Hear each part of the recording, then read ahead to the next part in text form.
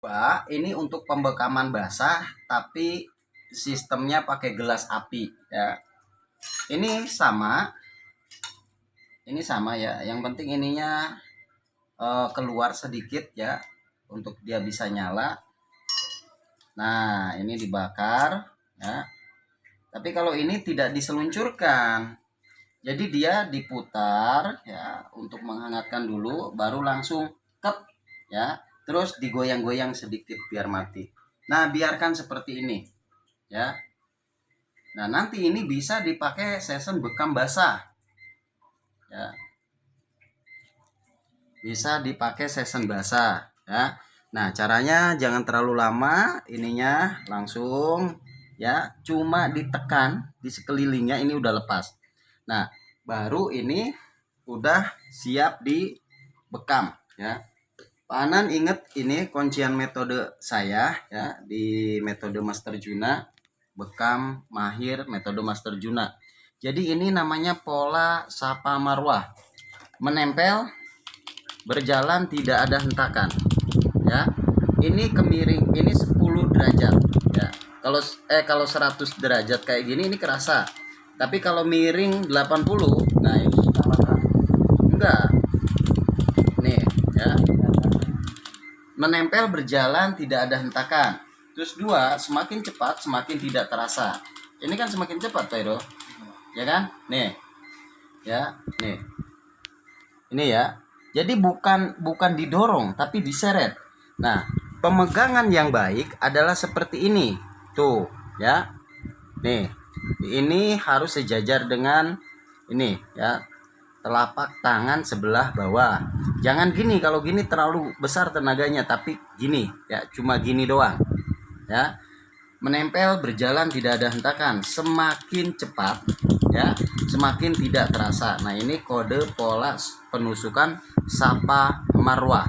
Dan untuk ketukan ini 2 kali lepas, 2 kali lepas. Ingat, 2 kali lepas, 2 kali lepas. Nah, ketika sampean udah terbiasa nanti gini ya. Jadi nggak usah inget ketukan, tapi nanti berjalan sendiri. Nah, kalau sudah seperti ini tinggal kop biasa.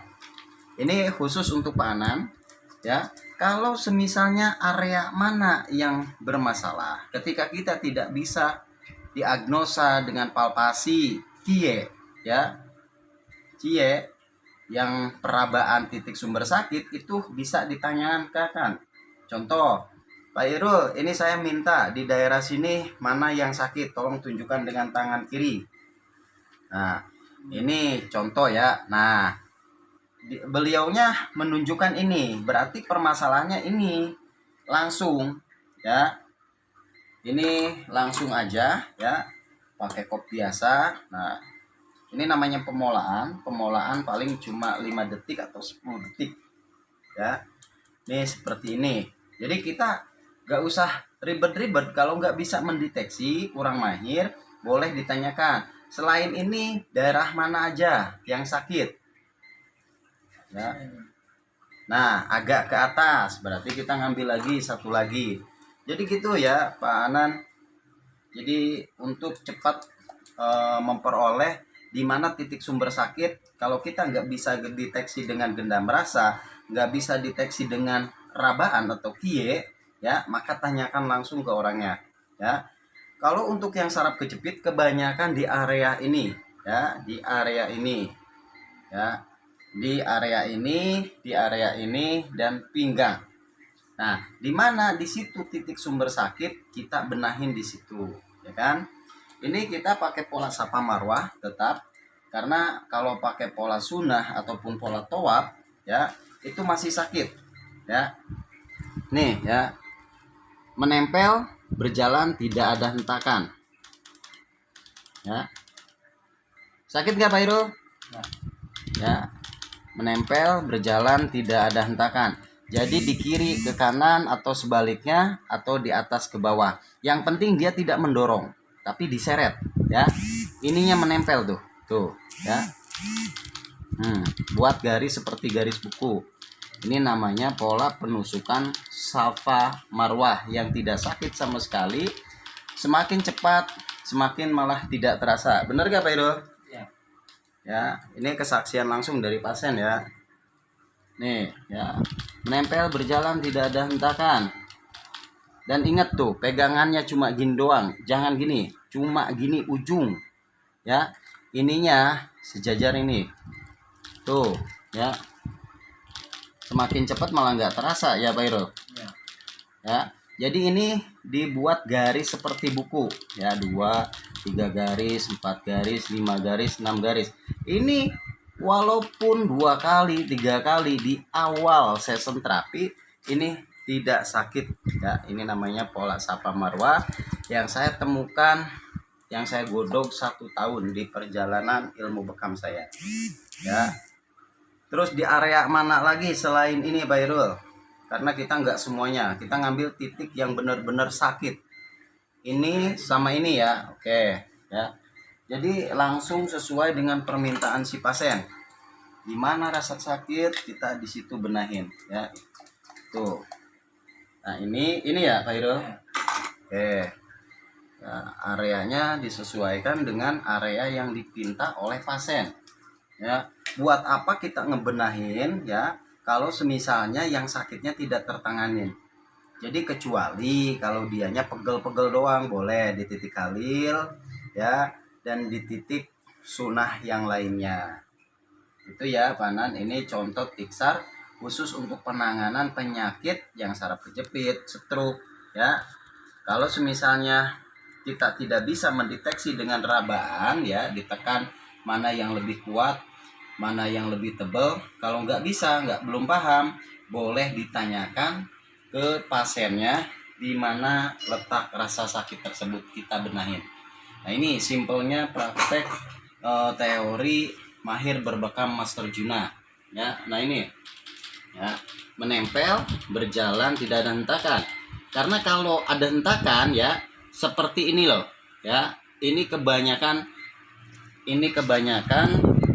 di terapis luar sana biasanya memakai pola sunnah, yaitu memutar searah jarum jam.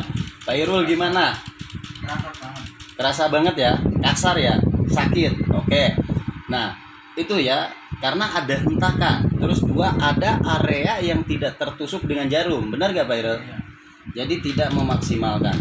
Sementara teorinya semakin banyak darah toksit atau darah kotor yang dikeluarkan, maka akan semakin baik ya, sehat, enteng ke badan si pasien.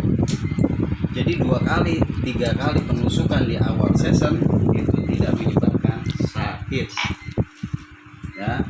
Ini area yang dipilihkan sama pasiennya sendiri ya. Ini langsung penanganan. Menempel berjalan tidak ada hentakan, dan perhatikan cara pemegangan